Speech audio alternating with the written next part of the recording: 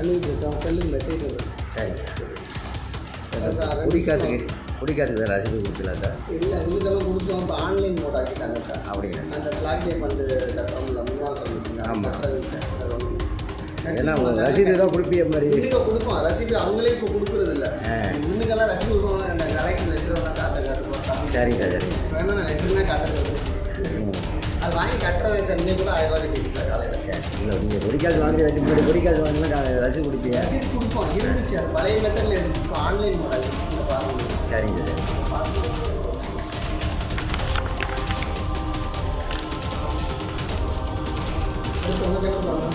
மாற்றி நம்ம செல்லுக்கு மெசேஜ் இருக்கும். Ration card computer centre apply பண்ணியிருக்கேன்.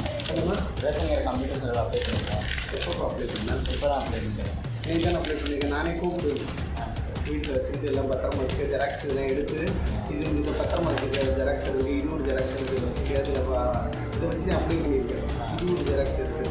உன் பேர் டீனேஜ் பண்ணியா? மேரிடா நீ? இந்த வயசு